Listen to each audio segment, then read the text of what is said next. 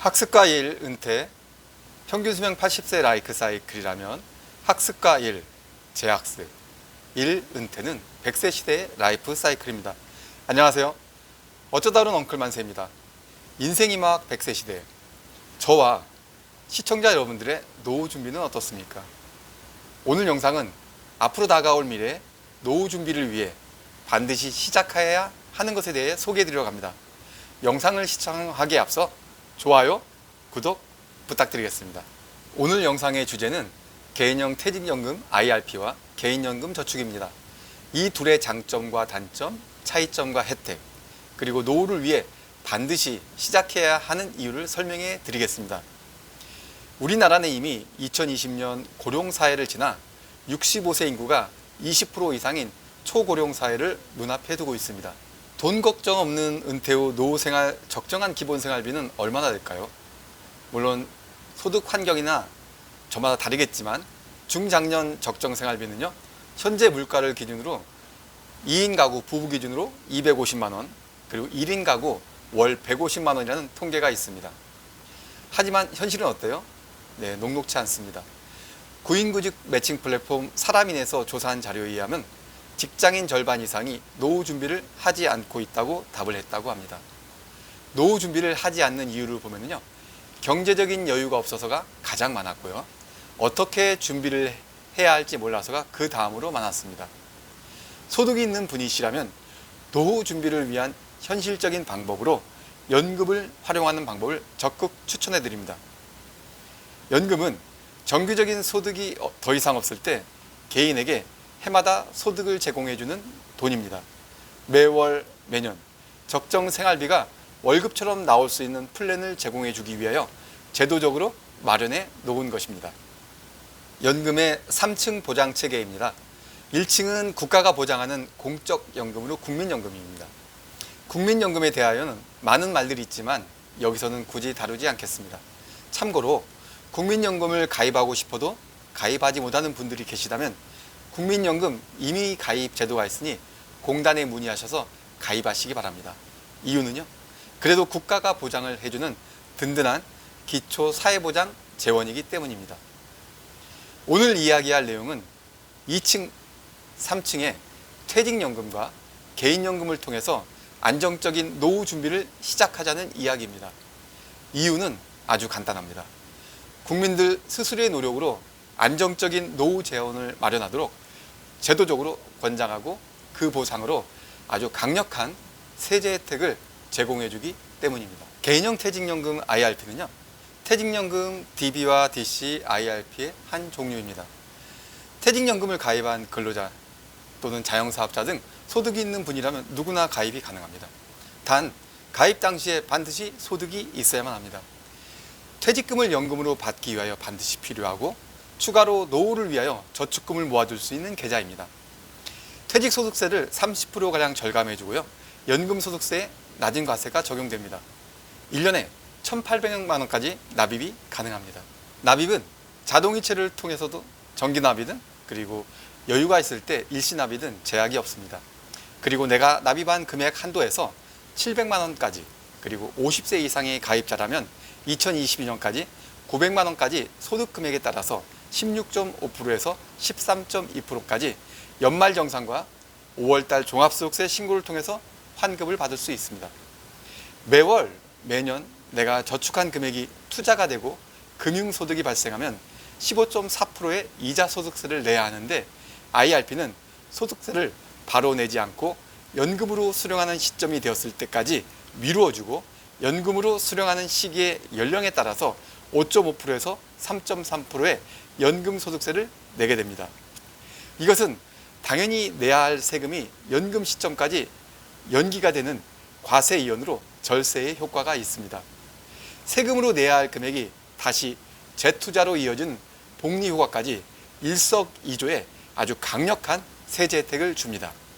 그리고요, 이 자금은 노후에 안정적인 생활 자금의 연금으로 사용되게 됩니다. 연금저축은 은행과 보험사, 증권사에서 취급하고 있는 금융상품의 이름입니다. 지금은 없어졌지만 은행의 연금저축 신탁과 보험사의 연금저축보험, 그리고 증권사의 연금저축펀드가 있습니다.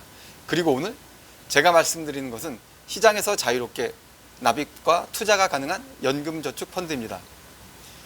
연금저축펀드의 가입 조건은 대한민국 국민이라면 연령과 소득에 관계없이 누구나 가입이 가능합니다. 전 금융사 통틀어 IRP와 동일하게 1,800만 원까지 납입이 가능하고요. 마찬가지로 정기납이든 일시납이든 모두 유연하게 가능합니다. 그리고 내가 납입한 금액 한도 중에서 400만 원까지, 그리고 50세 이상의 가입자라면 2022년까지는 600만 원까지 소득 금액에 따라서 16.5%에서 13.2%까지 연말정산과 종합소득세 신고를 통해 환급을 받을 수가 있습니다. 내가 노후를 위해 납입한 저축금을 시장에서 투자하고 발생한 금융소득에 대하여는 15.4%의 이자소득세를 바로 내지 않고 연금으로 수령하는 시점이 되었을 때 마찬가지로 5.5%에서 3.4%의 연금소득세를 내게 됩니다. 이것도 당연히 내야 할 세금이 연금 시점까지 연기가 된 과세이혼으로 절세의 효과를 얻게 되고요. 세금으로 내야 할 금액이 다시 재투자가 돼서 복리 효과의 효과를 얻게 되고 개인형 퇴직연금 IRP와 동일하게 노후에 안정적인 생활자금의 재원으로 사용하게 됩니다. 엄연히 다른 상품이지만 성격이 매우 흡사한 IRP와 개인연금저축은 강력한 세액공제와 과세이혼의 혜택을 제공해주고 있습니다. 왜 그럴까요? 서두에 말씀드린 대로 이는 은퇴 후 노후 안정적인 생활자금의 용도로 쓰기 위한 정부의 강력한 제도적 권장이기 때문입니다.